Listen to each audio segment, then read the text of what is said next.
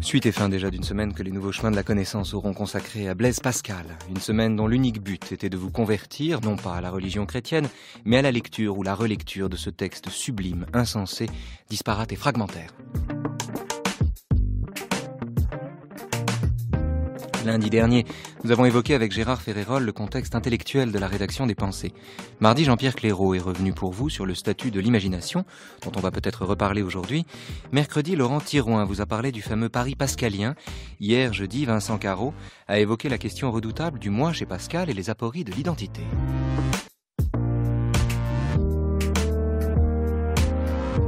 Et ce soir, enfin, c'est Christian Lazzeri qui va nous parler de la politique de Pascal, la pensée politique de Pascal, si tant est qu'il y en ait une, à partir des pensées bien sûr, mais aussi des 3 discours sur la condition des grands, dont je voudrais que Georges Claes, qui nous a accompagnés toute la semaine en direct, lise tout de suite un extrait du premier d'entre eux. Un homme est jeté dans la tempête dans une île inconnue dont les habitants étaient en peine de trouver leur roi qui s'était perdu. Et ayant beaucoup de ressemblances de corps et de visage avec ce roi, il est pris pour lui et reconnu en cette qualité par tout ce peuple. D'abord, il ne savait quel parti prendre, mais il se résolut enfin de se prêter à sa bonne fortune. Il reçut tous les respects qu'on lui voulut rendre et il se laissa traiter de roi. Mais comme il ne pouvait oublier sa condition naturelle, il songeait, en même temps qu'il recevait ses respects, qu'il n'était pas ce roi que ce peuple cherchait, et que ce royaume ne lui appartenait pas. Ainsi, il avait une double pensée, une par laquelle il agissait en roi, l'autre par laquelle il reconnaissait son état véritable et que ce n'était que le hasard qui l'avait mis en place où il était. Il cachait cette dernière pensée et il découvrait l'autre. C'était par la première qu'il traitait avec le peuple et par la dernière qu'il traitait avec soi-même. Ne vous imaginez pas que ce soit par un moindre hasard que vous possédez les richesses dont vous vous trouvez maître que celui par lequel cet homme se trouvait roi. Vous n'y avez aucun droit de vous-même et par votre nature non plus que lui. Et non seulement vous ne vous trouvez fils d'un duc, mais vous ne vous trouvez au monde que par une infinité de hasards. Votre naissance dépend d'un mariage, ou plutôt de tous les mariages de ceux dont vous descendez. Mais d'où ces mariages dépendent-ils? D'une visite faite par rencontre, d'un discours en l'air, de 1000 occasions imprévues. Bonjour Christian Lazzeri. Bonjour. Bonjour, bienvenue sur France Culture. Alors on vient d'entendre le début du premier des 3 discours sur la condition des grands, vraisemblablement écrit en 1660 par Pascal, et qui visaient tous à l'instruction d'un jeune prince, probablement fils aîné du duc de Luynes. Il y a 3 temps dans ces discours qui correspondent à 3 défauts propres aux grands quand ils sont dupes de leurs conditions. Premier défaut, se méconnaître soi-même, ignorer l'origine hasardeuse de leurs conditions, on va en parler tout de suite. Deuxième défaut, confondre les grandeurs d'établissement et les grandeurs naturelles. Et troisième défaut, faire un usage illégitime de leur puissance. Alors on va évoquer avec vous tous ces défauts, ces vices internes au pouvoir. Mais je voudrais qu'on commence d'abord, après avoir entendu ce premier texte dans lequel Pascal raconte l'histoire presque shakespearienne d'une imposture, d'un homme qui est pris pour un roi, une imposture qui dit au fond la nature de tout pouvoir, qui est d'être une usurpation. Je voudrais juste partir d'une question qui est l'étonnement face à la politique de Pascal. Il semble que peu de penseurs soient aussi subversifs que Pascal, et en même temps, peu de penseurs sont aussi peu révolutionnaires que lui. Comment concilier ces 2 dimensions infiniment subversives et profondément conservatrices? Christian Lazzeri. Bien, je crois qu'on pourrait dire, pour essayer de donner une solution peut-être au paradoxe que vous évoquez, que d'un côté, en effet, Pascal pense que le pouvoir est nécessaire, c'est une nécessité, à la fois pour des raisons politiques et à la fois pour des raisons religieuses, mais d'un autre côté, il entreprend une critique relativement systématique de l'ensemble des justifications qui sont données à ce pouvoir, en particulier lorsque ces justifications émanent en fait de la raison naturelle. Pascal s'oppose à l'idée que la morale et la raison naturelle puissent réussir finalement à établir ce pouvoir, à lui conférer un fondement, et cela parce que ce qui se trouve menacé en quelque sorte par cette entreprise, c'est le statut de la religion elle-même, Il faut donc procéder, en quelque sorte, face à ce danger qui menace, à une critique de la possibilité de construire une sorte de point de vue fixe sur la morale et la politique qui donnerait à la raison la capacité d'asseoir un ordre politique indépendant de la religion. Ça, c'est quand même extraordinaire. Et là, on a aussi un point sur la profonde singularité de Pascal dans son siècle et de façon générale. L'ambition de Pascal est de déconstruire ce qui pourtant est l'ambition de la plupart des philosophes, qui est d'élaborer finalement un contrat, ou les termes d'un contrat qui permettent aux hommes de vivre entre eux, ou bien des principes qui transcendent les nations et qui justifient dans le meilleur des cas que l'humanité s'entende. Le propos de Pascal est de déconstruire toutes ces tentatives. Oui, tout à fait. En fait, si vous voulez, la situation est la suivante. Lorsque les philosophes du droit naturel et du contrat social, qui essaient de construire la communauté politique sur la base du contrat, du transfert de droit, de la loi naturelle, de la loi de justice, fondée en raison, et dont on tire rationnellement les conséquences, ils se posent tous la question, dans le contexte qui est celui du 1er XVIIe siècle, de savoir dans quelle mesure tout cela est compatible ou pas avec la religion. Et tous ont à se prononcer d'une manière ou d'une autre sur la question. Pour prendre par exemple le cas de Hobbes dans Le Citoyen, dans son livre sur le citoyen, un livre que Pascal connaît, qu'il a lu, Hobbes se demande en fait si les lois naturelles que la raison a construites comme des sortes de théorèmes rationnels sont compatibles ou pas avec les commandements religieux. Et Hobbes dit en effet oui, il y a une compatibilité entre ce qui découle de la raison à titre de morale naturelle et les commandements religieux. La loi de nature est une loi divine. C'est le chapitre 4 du Citoyen de Hobbes. Exactement. La loi de nature est une loi divine, ce qui est très étonnant d'ailleurs chez quelqu'un qui, comme Hobbes d'ailleurs, détache l'humain de toute normativité naturelle ou divine. C'est très frappant de dire la loi de nature est une loi divine. Alors oui, la loi de nature est une loi divine, en fait, et ça peut s'interpréter de deux manières. Et c'est là que Pascal, en fait, entre en scène, si l'on peut dire. La première manière consiste à dire, en fait, que la raison a pour fonction d'asseoir, de son point de vue, finalement, les commandements religieux. Elle arrive à démontrer des commandements semblables uniquement par la voie rationnelle, et donc c'est une manière de renforcer le pouvoir de la religion. Mais de l'autre côté, on peut considérer, finalement, que la raison en tant que telle est en train de conquérir son autonomie, et que la religion n'apparaît que comme une manière de valider après coup des raisonnements qui sont d'abord fondés sur les pouvoirs naturels. On retrouve au passage d'ailleurs toute la problématique de Pascal et la raison pour laquelle dans les pensées il n'y a pas de démonstration de l'existence de Dieu. On en a parlé à plusieurs reprises cette semaine. Démontrer l'existence de Dieu, certes, c'est démontrer l'existence de Dieu, mais c'est faire de Dieu un objet démontrable. Et par conséquent, le faire déchoir, ça n'est plus Dieu qu'on démontre puisqu'on le démontre.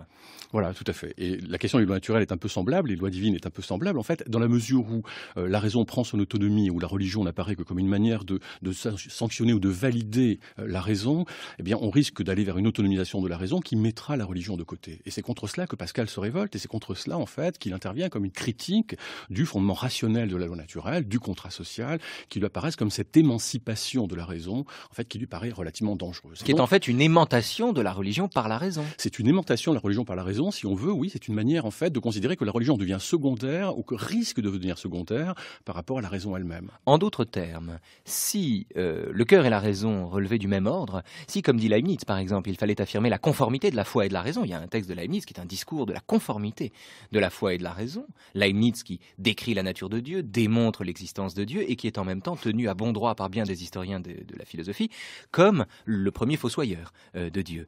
À ce titre, justement, celui qui affirme la conformité de la foi et de la raison fait tomber la foi dans l'escarcelle de la raison. Et tout le propos de Pascal est donc, mais rationnellement, de nous conduire à un au-delà de la raison. Tout à fait. Donc montrer en fait une sorte de limite des pouvoirs de la raison. D'abord, il le montre au plan scientifique. Tout de même, Pascal utilise beaucoup l'ensemble des traités scientifiques qu'il a écrits, que ce soit du point de vue mathématique ou du point de vue physique, en fait, pour essayer d'établir de quelle façon la raison doit parvenir au point où elle se limite elle-même. Et déjà, dans la géométrie, dans le discours sur la géométrie, comment est-ce qu'il l'établit, ce point, justement, même en tant que scientifique? Comment est-ce qu'il le pointe? Comment le scientifique qu'il est manifeste-t-il l'impuissance de la raison à aller au-delà? Il la manifeste en montrant, d'une certaine façon, que dès lors qu'on s'intéresse aux principes de la géométrie, aux principes de la physique, on est obligé, en fait, dans l'ordre démonstratif, d'arrêter la démonstration et de parvenir au point où il existe non pas des intuitions, c'est le vocabulaire de Descartes que Pascal ne reprend pas, mais qu'il existe des principes qui sont saisis par le cœur, comme le fait que l'espace a 3 dimensions, que l'espace est infiniment divisible, qu'on peut l'augmenter indéfiniment. Et par conséquent, lorsque le cœur saisit ces dimensions sans démonstration, c'est le point où la raison s'arrête. Les principes se sentent. Les principes se sentent, en fait. Et à partir des principes, la raison peut commencer à raisonner, mais les principes se sentent et les démonstrations se concluent, dit-il dans l'opuscule sur l'esprit de géométrie. Donc il y a là une limite en fait au pouvoir de la raison, et cette limite au pouvoir de la raison, c'est intéressant de montrer que c'est un scientifique et un savant, au fond, qui tente de l'établir lui-même. Alors le paradoxe, justement, on en revient d'ailleurs au paradoxe même de toute démonstration, Christian Lazzeri. On va revenir sur la politique de Pascal, hein, mais restons un instant là-dessus, parce que c'est le cœur de la pensée de Pascal. Le paradoxe est un paradoxe qui concerne l'idée même de démonstration. Une idée, la démonstration, présuppose en son principe qu'il y a de l'indémontré.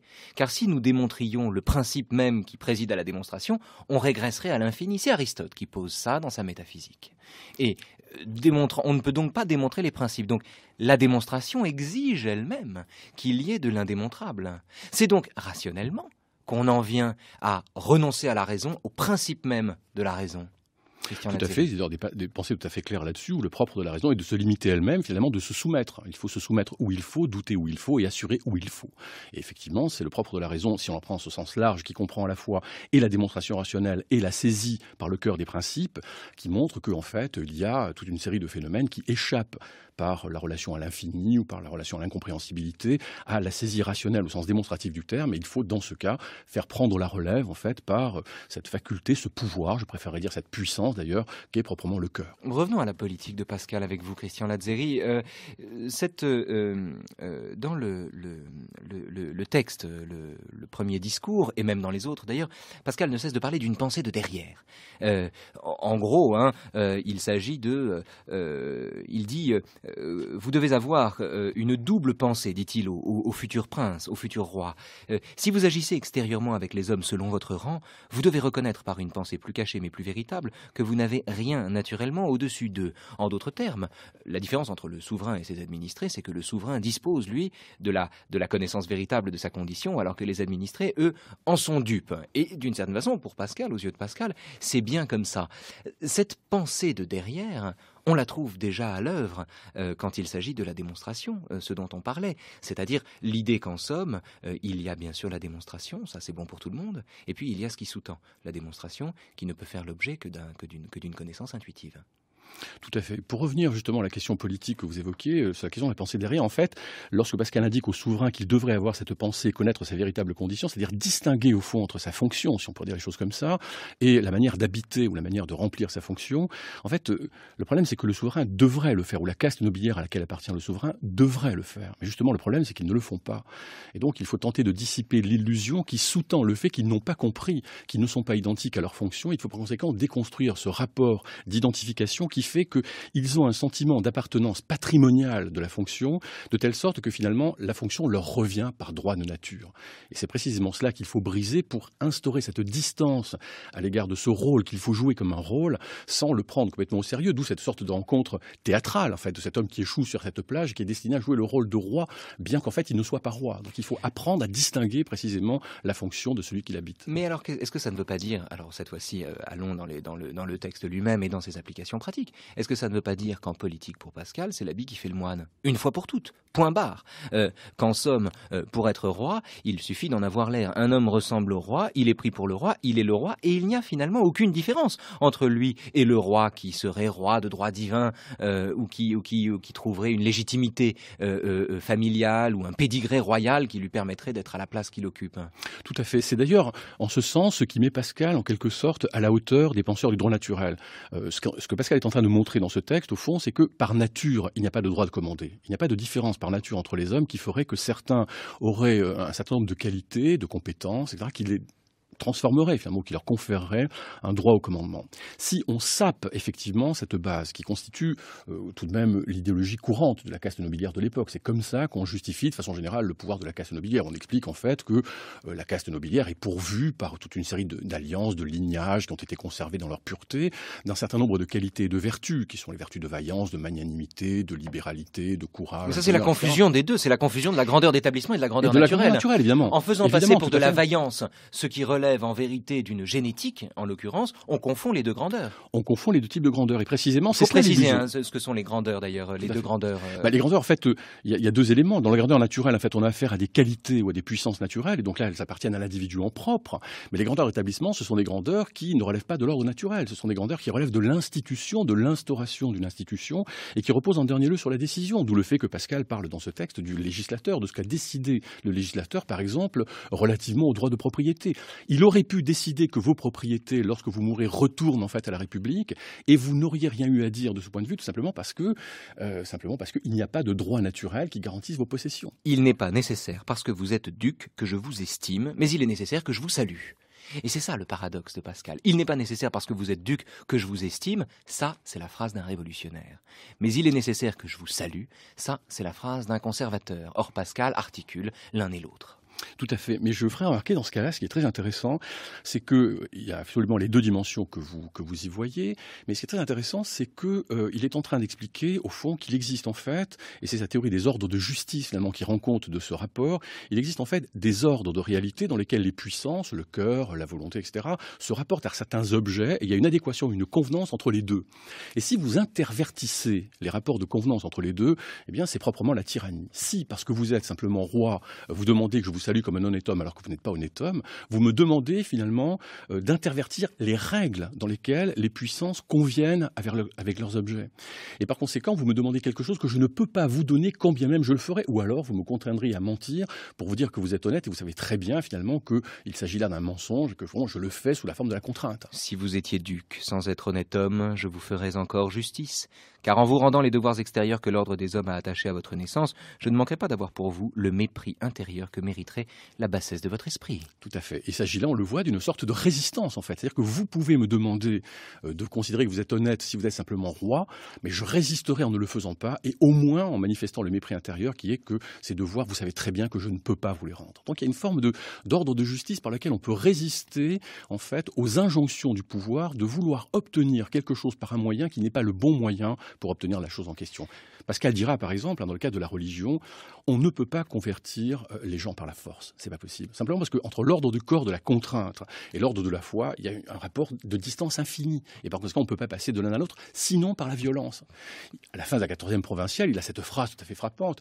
Vous avez condamné Galilée, en fait, pour avoir affirmé que la Terre tourne. Mais ça lui fait une belle jambe. Ça change rien. Mais ça change rien, en fait. Ça change rien parce que la condamnation n'a pas d'effet. Tous les savants européens continueront à penser, évidemment, que la Terre tourne.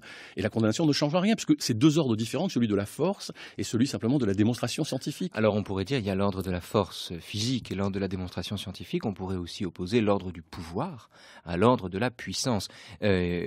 En somme, ce que Pascal pense ici, ce dont il est le théoricien en parlant de ce mépris intérieur, c'est de la part irréductible de chaque individu à l'exercice d'une tyrannie. C'est-à-dire qu'on peut contraindre votre corps, on peut vous priver de la liberté d'aller où bon vous semble, par exemple, mais il y a une part en chacun de nous, on peut lire Pascal en ce sens, il y a une part en chacun de nous qui, de toute façon, n'a même pas besoin de résister contre la contrainte, puisqu'elle n'est pas atteinte par elle. C'est la différence entre le pouvoir et la puissance.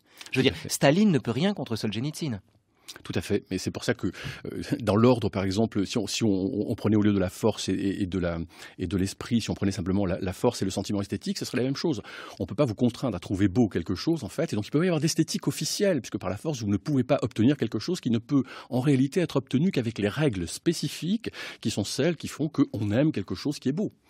Donc là, Pascal est très clair, effectivement, quel que soit le pouvoir considéré, parler d'un pouvoir total n'a pas beaucoup de sens. Et ça n'a pas beaucoup de sens simplement parce qu'il existe des formes de résistance qui appartiennent aux ordres propres dans lesquels chaque puissance se rapporte à son objet. Une hétérogénéité des ordres, finalement. De la même façon que le cœur a ses raisons, que la raison ne connaît point. Voilà, on ne peut pas les violer. Et de la même façon, on ne peut pas intervertir l'ordre de la démonstration et l'ordre du cœur qui sont les principes. C'est pas possible d'intervertir les deux. On ne peut pas interférer. Et donc, chacune des règles reste à sa place. Et quand elle reste à sa place, c'est une forme de résistance qui est opposée à la tyrannie, qui, je rappelle d'ailleurs, pour Pascal, dans le fragment 52, consiste à dire c'est le désir de dominer hors de son ordre. Tout à fait frappant, le désir de dominer hors de son ordre. C'est magnifique. Et donc on ne peut pas dominer, justement. On peut vouloir le faire, mais on ne peut pas réussir à le faire. En fait. Restons encore sur ces paradoxes, parce que l'un des paradoxes également, quand on pense à partir de ces textes, c'est que Pascal est le penseur du pouvoir comme apparence. on l'a vu. Le peuple est dupe de l'apparat. Il est d'une certaine manière nécessaire qu'il le soit, car s'il ne l'était pas, ce serait la fin des haricots. Donc le peuple est dupe des apparences. Il est nécessaire pour un souverain d'avoir l'air d'un souverain. Donc on est dans une histoire d'apparence, et en même temps, il est le philosophe d'une liberté intransitive, comme Foucault l'appellera plus tard, une liberté intime, une liberté intérieure, une liberté véritable, qui ne se mesure pas justement à mon champ d'action, à mon pouvoir sur les hommes, d'une liberté intransitive qui est presque une liberté stoïcienne, la liberté de l'esclave Épictète à qui son maître peut casser la jambe sans que ça ne change rien en lui. Il est donc à la fois, on l'a vu tout à l'heure, le penseur du pouvoir et de la puissance, mais il est également le penseur du pouvoir comme apparence et de la puissance comme liberté intérieure. Tout à fait. Ça lui pose d'ailleurs, à mon avis, un petit problème, puisque dans la mesure où le pouvoir comme apparence, en fait, doit simplement être conçu comme une apparence et être conçu, ou plutôt, il doit être conçu comme légitime de la part de ceux qui le contemplent et qui en cherchent une justification, toute la question consiste à dire, en fait, que puisque ce pouvoir n'a pas de légitimité, et le discours sur la condition des grands le montre, il n'y a pas de légitimité du pouvoir, à deux niveaux d'ailleurs, il n'y a pas de légitimité du pouvoir de la caste nobiliaire qui l'occupe, et il n'y a même pas de légitimité des individus qui appartiennent à la caste nobiliaire et qui n'y appartiennent que par hasard, le hasard de la naissance. Donc, double délégitimation, si l'on peut dire, finalement, de ceux qui gouvernent. Mais dans ce cas-là, le problème que ça lui pose, c'est le suivant, c'est que s'il ne faut pas révéler au peuple ce que nous savons par la pensée de derrière, à savoir que le pouvoir ou la loi doit être obéie, non pas parce qu'elle est juste, mais parce qu'elle est loi. Autrement dit, que je suis comme vous, moi qui vous gouverne. Je suis comme vous, je suis exactement comme vous. En fait, nous sommes naturellement égaux et je n'ai pas de suprématie naturelle sur vous, bien qu'en fait, vous puissiez le croire parce que vous vous prenez aux apparences de la fonction et vous inférez en fait de l'apparence de la fonction à l'inégalité de la nature. Mais il n'y a pas d'inégalité de la nature. Mais le problème que ça pose dans ce cas-là, c'est que si on publie les pensées, c'est-à-dire si le texte des pensées est rendu public, ce texte qui, lui, constitue précisément une forme de délégitimation du pouvoir, est-ce que ça ne risque pas de donner à ceux qui croient justement que le pouvoir est légitime l'idée qu'il ne l'est pas? Et par conséquent, est-ce qu'il n'y a pas un paradoxe dans la publication des pensées qui serait précisément le fait d'exposer ce qu'est la pensée de derrière la tête qui doit rester cachée? Vous voulez dire qu'en publiant les pensées, Pascal expose le secret qu'un homme de pouvoir devrait tenir caché, à savoir qu'il est comme tout le monde. Mais Christian Lazzeri, pardonnez-moi, on peut répondre à votre objection tout simplement le fait que le peuple sait que le roi est comme lui. Le peuple ne l'ignore pas, seulement il ne veut pas le savoir. Prenons un exemple contemporain. Fidel Castro, par exemple. Fidel Castro se montre en survêtement après une opération des intestins. Fidel Castro se montre en survêtement et les journaux s'étalent, se répandent sur ses troubles intestinaux, vraisemblablement la pose d'un anus artificiel. Enfin, toute une série de détails, si vous voulez, qui nuisent pour le moins à la majesté qui doit être celle en particulier d'un tyran comme lui. Le problème, ça n'est pas que de découvrir que Fidel Castro a des organes comme tout le monde. Le problème, c'est qu'on ne peut plus se le cacher. Et qu'à ce compte-là, on perd le pouvoir. Oui, tout à fait. Simplement, il y a une chose particulière, c'est que le peuple, en fait, pense spontanément, pour Pascal, que le pouvoir possède cette forme de légitimité. Donc, en effet, il y a une part d'aveuglement volontaire dans ce cas-là, puisque, en fait, on ne pourrait pas admettre qu'il n'y en ait pas. Pour la raison suivante, en fait, c'est que si on admettait qu'il n'y ait pas de légitimité, y compris la légitimité qui provient de la coutume, la conséquence immédiate serait, en fait, que quelle vanité accepterait d'être gouvernée par une autre vanité? Aucune, puisque ce serait un conflit de vanité ouvert, et on reviendrait à l'état pré-politique où existe ce conflit, précisément, à laquelle met fin la domination d'un parti sur un autre. Donc, il faut tout de même garder ce voile de la légitimité sous peine, finalement, de retomber dans la violence de la dispute et la contestation pour l'appropriation du pouvoir. Donc, il y a une part d'aveuglement volontaire, d'un certain sens, qui fait qu'il faut croire, pour la préservation de la paix, en un certain sens, qu'il y a une forme de légitimité. Et donc, si on dévoile un sens que la légitimité n'existe pas, il est un peu dangereux, finalement, de le faire pour cette raison, c'est-à-dire déchirer le voile de la légitimité, c'est remettre, en quelque sorte, sur le devant de la scène, cette force qui s'est cachée derrière les signes du pouvoir, en fait, et qui attend là, comme tapis, la possibilité d'intervenir si il y a précisément de la contestation et de la guerre. De la contestation et de la guerre. Alors, on va sortir de la contestation et de la guerre. On va plutôt aller dans des échanges un peu vifs et entendre tout de suite un extrait de Ma nuit chez Maud de Rohmer, dans lequel vous verrez, il arrive comme ça que le cinéma propose ça. Nous avons des conversations de haute volée sur Pascal. Je voudrais avoir d'ailleurs votre sentiment là-dessus ensuite. Christian Lazzeri. De toute façon, je comprends très bien qu'on soit athée, je le suis moi-même. Mais il y a quelque chose de fascinant dans le christianisme et qu'il est impossible de ne pas reconnaître, c'est sa contradiction. Ah, tu sais, je suis très imperméable à la dialectique. C'est ce qui fait la force de types comme Pascal, t'as quand même lu Pascal. Oui, l'homme est un roseau pensant. Les deux infinis, je sais pas. Enfin... Le nez de Cléopâtre. Ça n'est certainement pas un de mes auteurs. Bon, je serais seul contre deux. Pourquoi vous n'avez pas lu Pascal? Tu vois? Lucie. Il est Pascal. Parce que Pascal est sa mauvaise conscience. Parce que Pascal le vise, lui, faux chrétien. C'est vrai? C'est le jésuitisme incarné. Laisse-le te défendre. Non, je disais que je n'aimais pas Pascal parce que Pascal a une conception du christianisme très particulière, qui d'ailleurs a été condamnée par l'Église. Pascal n'a pas été condamné, en tout cas pas les pensées. Mais le jansénisme, si. Et puis Pascal n'est pas un saint. Très bien répondu. Et puis ce n'est Non, pas... Non, attention, de toute Et puis manière... ce Arrête n'est de parler, ce on n'est entend pas... que toi Je ici ne ce parlais soir. pas Tu de disais seulement l'homme, à la Pascal. fin. Oh. Alors, vous disiez? Rien. Non. Je pense qu'il y a une autre façon de concevoir le christianisme. En tant que scientifique, j'ai un immense respect pour Pascal.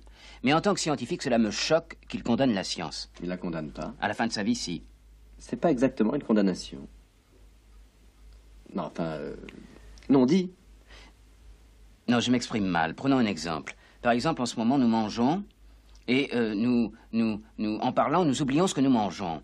Nous oublions cet excellent chant turc. C'est la première fois que j'en bois. On ne le voit que dans les vieilles familles clermontoises. Enfin, si on veut. Les vieilles familles catholiques et francs-maçonnes. Tais-toi à la fin. Cet excellent chant turc. Pascal, sans doute, en avait bu, puisqu'il était clermontois. Ce que je lui reproche, ce n'est pas de s'en être privé. Je suis assez pour la privation, le carême. Je suis contre la suppression du carême.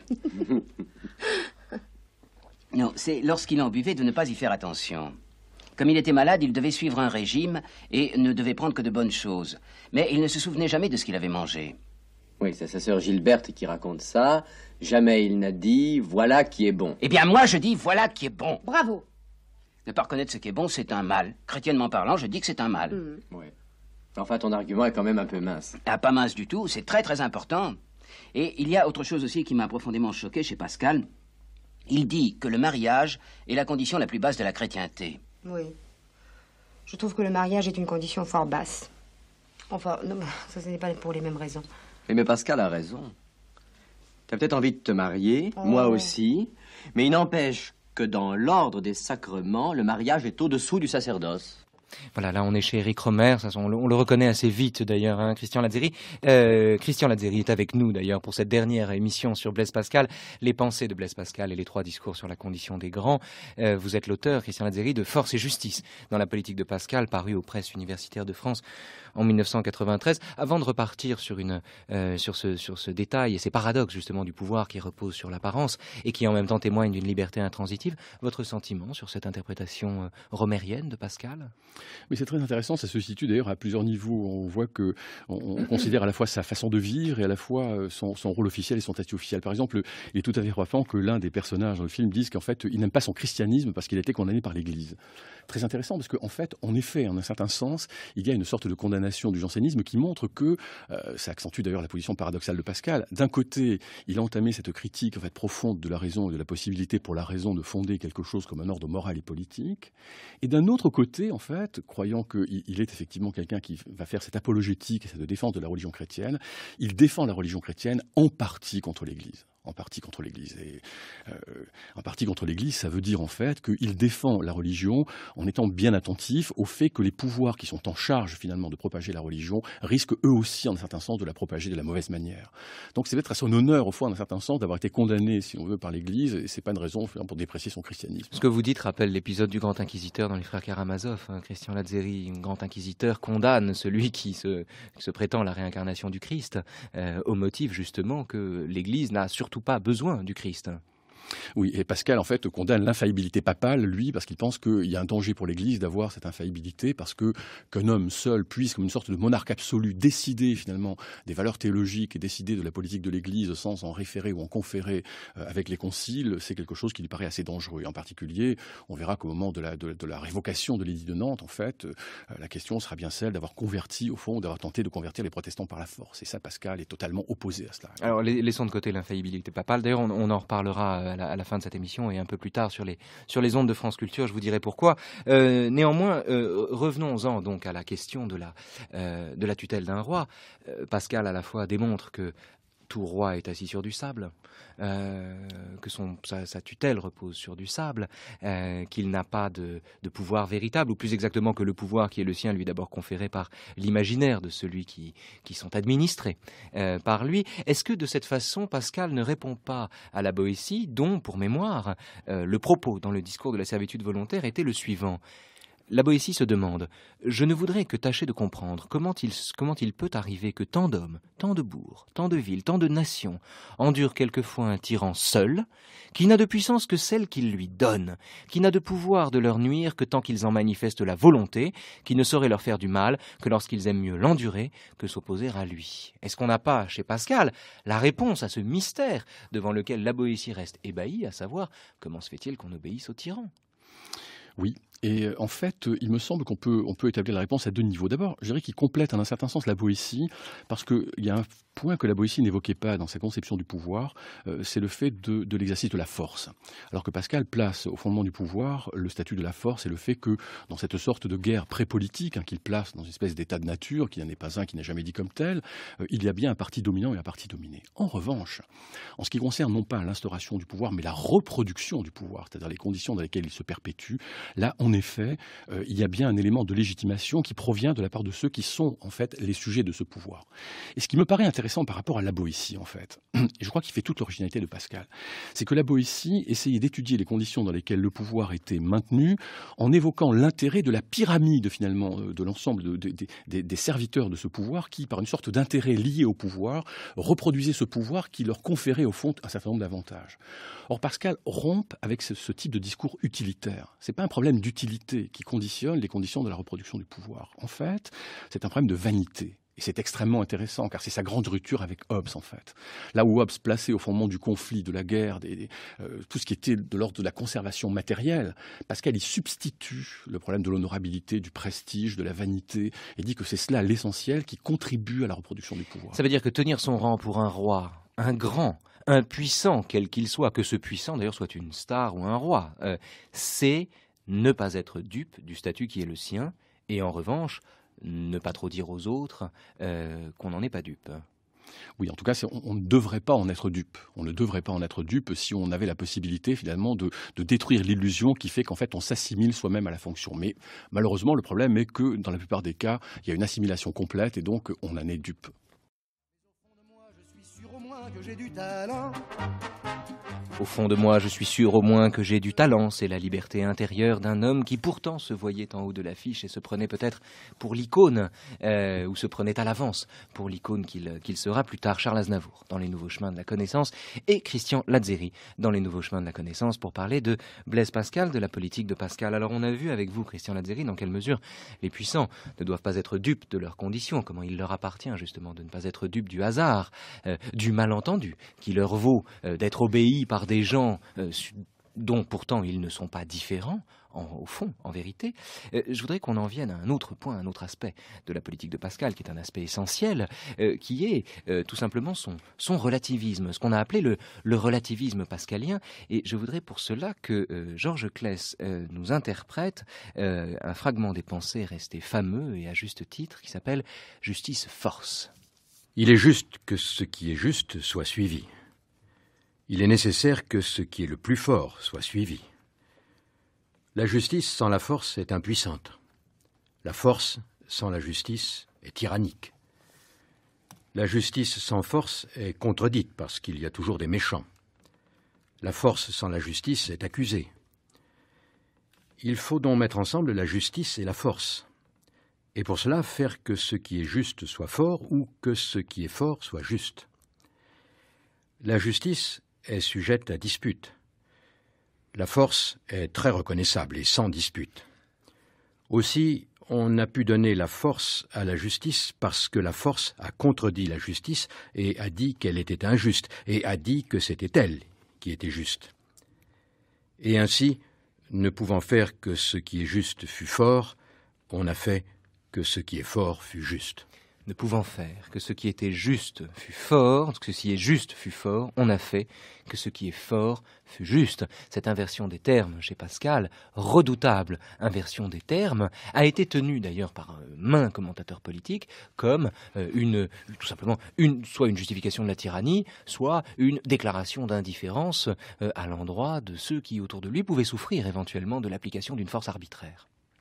Oui, alors je crois qu'en fait, ni l'un ni l'autre, en fait, ce n'est pas une apologie de la tyrannie ou une justification de la tyrannie, bien que ça en ait l'apparence, en fait. Il faudrait C'est justement là-dessus qu'il faut travailler, tout à fait, Christian Lazzeri, parce que pour expliquer ce texte est extrêmement fin et subtil, et on a quelques minutes pour le faire. Allez-y. Tout à fait. En fait, il faudrait partir du fait qu'au fond, comme on l'a dit au début de cette émission, Pascal cherche à prendre position par rapport aux philosophes du droit naturel qui pensent avoir trouvé des lois naturelles, des normes naturelles fondées en raison. Et en fait, ce qu'il veut montrer, c'est qu'il est en décalage avec eux de ce point de vue. Il est à contre-pied, il est à contre-temps. C'est-à-dire que là où la théorie du droit naturel et du contrat social et la théorie de la justice vont se développer, ils vont ouvrir ce grand chantier de la pensée politique moderne, au fond, qui va à travers Locke, Rousseau, Kant et jusqu'aux théories de la justice contemporaine, mettre en avant ce rapport entre normes de justice, fondement, raison et contrat social. Pascal s'inscrit en faux. Il est en décalage. Pour reprendre d'ailleurs les termes de Negri à propos de Spinoza, je dirais que c'est une anomalie sauvage. Par rapport à son époque, il revient en arrière. Il ne va pas en avant, il revient en arrière. Il revient vers Montaigne. Il revient vers Montaigne, il revient donc vers le scepticisme de Montaigne. Oui, parce que Montaigne a politiquement les mêmes vues que Pascal, les mêmes finalement. vues que Pascal, le même relativisme serein face aux différents régimes qui se présentent à lui. Tout à fait. Et donc il revient vers Montaigne avec cette idée de scepticisme. Et son scepticisme, en fait, c'est que nous ne pouvons pas défendre rationnellement l'idée qu'il existe un fondement de la loi naturelle ou de la loi de justice, car nous n'avons pas de point fixe. Donc il n'y a d'autres fondements que le fait ? En fait, c'est un fondement assez compliqué parce qu'il mêle à la fois ce qui relève de l'ordre du fait, c'est-à-dire la force est à l'origine de l'État. L'État n'est pas fondé rationnellement dans le contrat social et dans la loi de justice. Il est fondé sur la force. C'est la force et le parti dominant qui, prenant le pouvoir, en fait, assoit son pouvoir à partir de là. Mais le pouvoir de la force ne suffit pas, car comme le disait bien le fragment que vous venez de lire, si la force apparaissait seule, elle serait tyrannique. Et donc une force tyrannique est une force qui appelle la révolte. Il faut donc d'une certaine façon, la force soit habillée en quelque sorte par une forme de légitimation. Simplement, cette légitimation, elle n'est pas rationnelle, c'est une légitimation de fait. Et comme c'est une légitimation de fait, elle va reposer sur l'imagination. En somme, la justice, c'est le maquillage de la force. C'est en fait une forme de maquillage de la force, en effet. Une forme de maquillage de la force, en fait, qui évite finalement que la force apparaisse comme nue, et comme tout à fait visible, comme étant finalement en tant que tel quelque chose qui relève de l'ordre de la coercition sur le corps, qui serait inacceptable. Donc d'une certaine façon, il faut qu'elle soit revêtue d'une forme de légitimité. Cette légitimité, le paradoxe, c'est que ce sont les gouvernés eux-mêmes qui vont la lui donner, qui vont la lui conférer. En un certain sens,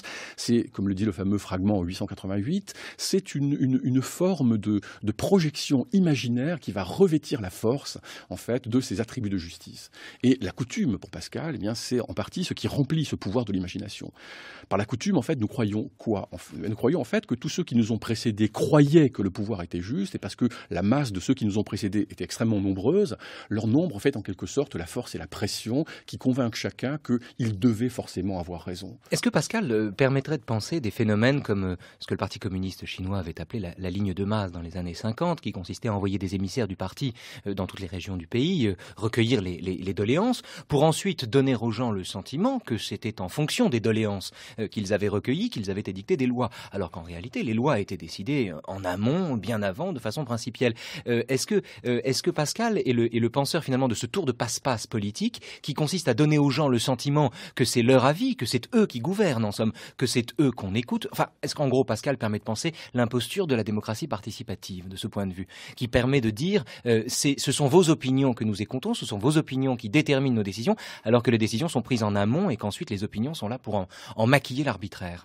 En tout cas, ce qui est certain, c'est que le contenu des lois, et en particulier des fameuses lois constitutionnelles d'un État, le fait de savoir qui va gouverner, qui va succéder aux formes de gouvernement, quelles sont les lois fondamentales qui vont régir la transmission et la reproduction du pouvoir, tout cela est imposé par la force. Donc, d'une certaine façon, en effet, il n'y a pas de discussion sur ce type de loi. Et la question, il y a d'autant moins de discussion, finalement, que revêtues de la légitimité de la coutume, elles sont tenues pour justes. Par conséquent, étant tenues pour justes et étant acceptées, la discussion est close. Alors, sur le reste, en fait, y aurait-il quelque chose qui relèverait finalement d'une forme d'analyse de la démocratie? C'est possible, dans un certain sens, c'est possible, mais alors... Je veux dire, au sens où la démocratie maquillerait la coercition en référendum ou en approbation populaire, c'est-à-dire au sens où, par exemple, Tocqueville peut parler de tyrannie de la majorité. Bref, au sens où on déguise ce qui relève d'un ordre tyrannique, on lui donne les atours flatteurs d'une légitimité démocratique. En tout cas, ce serait pascalien, effectivement, de considérer les choses ainsi lorsque ces phénomènes se produisent, effectivement, et lorsqu'ils ont lieu, c'est-à-dire lorsque la décision est imposée d'avance et qu'on se réfère simplement à une espèce de consentement populaire, de consensus, comme une forme de légitimation de ce qui a déjà été préconstruit, précontraint et déjà posé. Donc certainement, on pourrait faire une analyse pascalienne, ce genre de choses, même si Pascal, par ailleurs, l'a pas fait, puisque, au fond, la question ne se posait pas vraiment pour lui. Le seul modèle qu'il connaisse, en dehors de la monarchie, c'est le modèle de la République des Suisses, gouvernée par des roturiers, mais il le mentionne simplement au passage. Il n'y a aucune analyse, finalement, qui est donnée de ce point de vue. En revanche, ce qui est très intéressant, c'est qu'il marque le poids de l'opinion collective sur la conscience individuelle. C'est-à-dire le fait qu'il existe des formes de pression de l'opinion collective qui font qu'on a tendance à se conformer à l'opinion collective pour obtenir finalement une forme de reconnaissance, une forme d'estimation, d'être conforme précisément à la norme collective. Rousseau est-il l'héritier de Pascal quand il explique qu'un gouvernant est finalement l'esclave de ceux qu'il gouverne ? Oui et non. Oui, parce que, dans un certain sens, il y a des affinités, bien sûr, au plan éthique entre Rousseau et Pascal, mais de l'autre côté, la politique de Rousseau n'est pas réductible à la politique pascalienne, puisqu'il y a, en fait, quelque chose qui ne peut pas être comparable chez Rousseau, c'est le fait de la volonté générale, au fond. Et la volonté générale n'a pas de correspondant, pas d'équivalent chez Pascal. En revanche, il y a un point sur lequel il peut y avoir une comparaison possible. Ça vient aussi du fait que Pascal s'intéresse à ce qui est. La volonté générale n'a pas d'équivalent dans la réalité. Elle n'a pas d'équivalent dans la réalité, bien sûr. Tout à fait. Mais il y a aussi un point sur lequel on peut les comparer, c'est la question du droit du plus fort. En un sens, on pourrait dire que Pascal devance Rousseau avec sa théorie des ordres, en montrant que finalement le droit du plus fort n'a pas de sens. S'il n'y a pas de consentement, s'il n'y a pas de consentement qui légitime en quelque sorte le pouvoir, ou qui lui confère une forme de légitimité, il n'y a pas de pouvoir du tout, parce que le pouvoir par la force, ça n'existe pas. Donc, non, mais là, à la fois, le droit du plus fort n'a pas de sens dans la mesure où il est forcément illégitime, mais en même temps, le droit du plus fort peut se donner une légitimité. C'est toujours le droit du plus fort quand même. C'est toujours le droit du plus fort, simplement, justement, le fait est que, étant revêtu en quelque sorte d'une forme de légitimité, il est acceptable. Et donc, parce qu'il est acceptable, du coup, il y a une soumission ou une part de soumission volontaire. Autrement dit, il y a de la part des gouvernés une certaine façon de se soumettre volontairement à ce pouvoir qui, au départ, s'est imposé par la force, mais que, imaginairement, ils ont revêtu, finalement, de cette légitimité. On en revient au discours sur la condition des grands. Enfin, là, une pensée qui s'appelle raison des effets. Il faut avoir une pensée de derrière et juger de tout par là, en parlant, cependant, comme le peuple. Tout à fait. C'est-à-dire, au moins... Alors, là aussi, c'est très intéressant. Il ne s'agit pas de le tromper.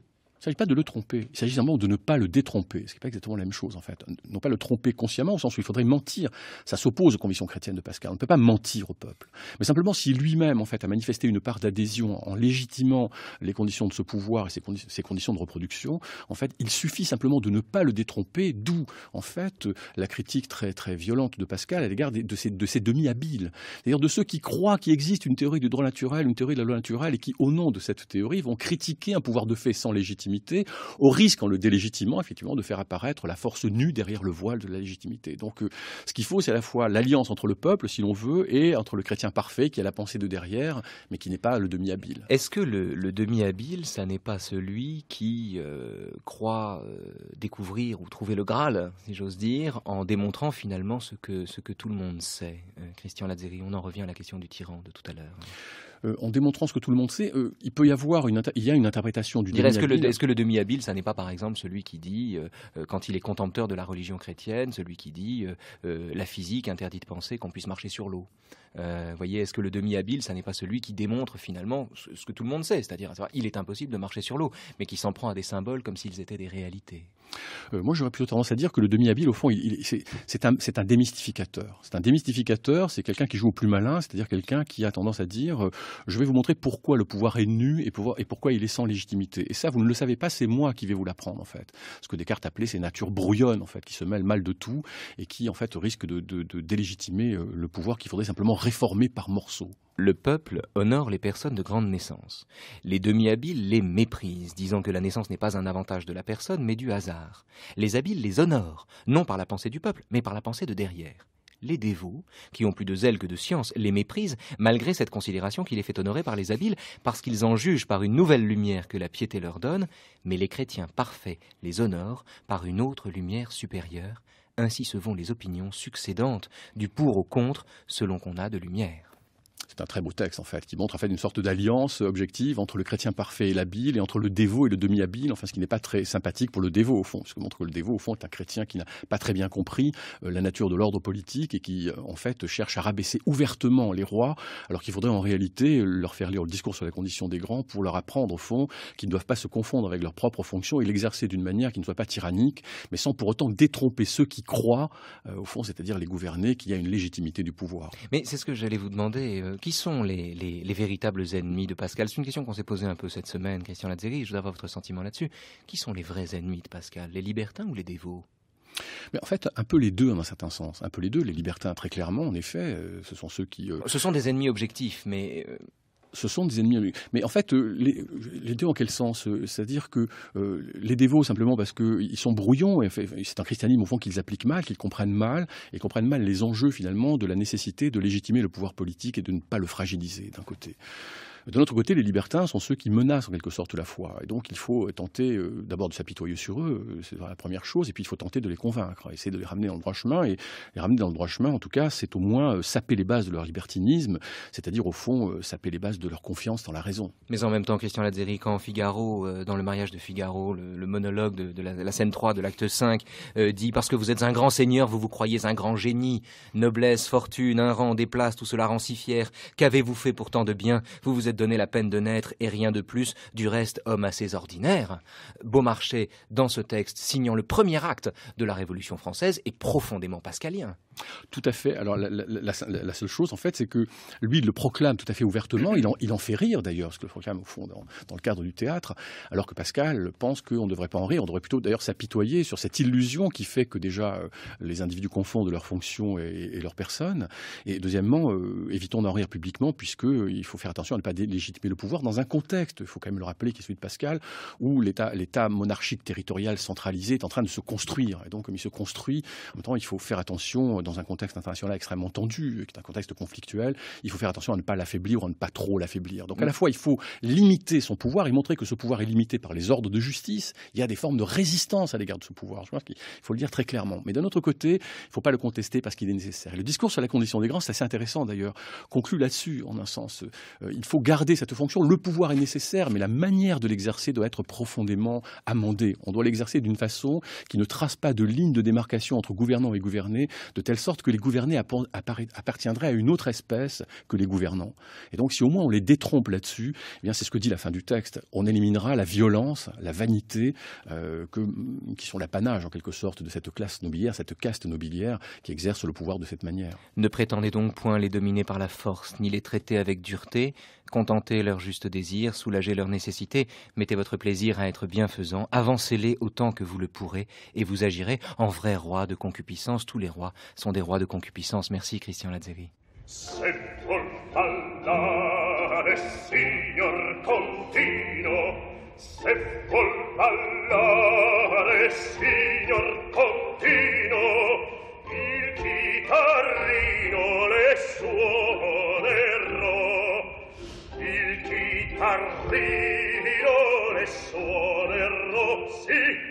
Le suonerò, sì, le suonerò.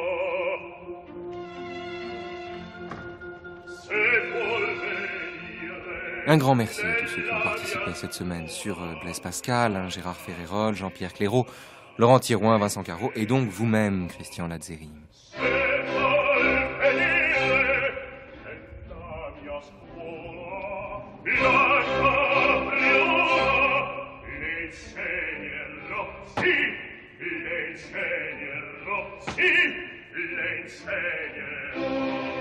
Lisez, relisez, chers auditeurs, les pensées de Pascal. Vous pouvez également relire, évidemment, les 3 discours sur la condition des grands. Lisez les pensées, et peu importe l'édition, Laffuma, Kaplan, Sellier, Brunswick, Le Guern ou Martineau, l'essentiel est de s'y promener, de s'y perdre, de les lire dans le désordre.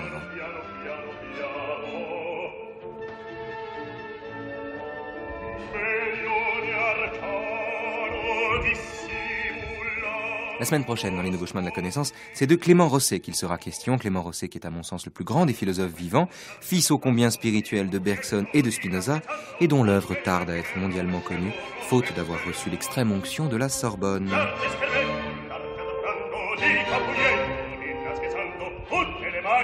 rovescerò, tutte le macchine rovescerò, tutte le macchine rovescerò, rovescerò.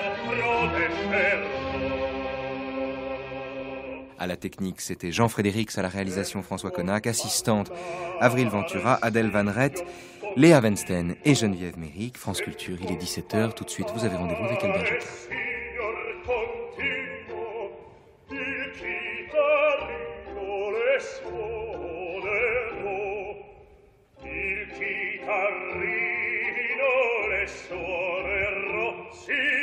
Le suonerò, sì, le suonerò.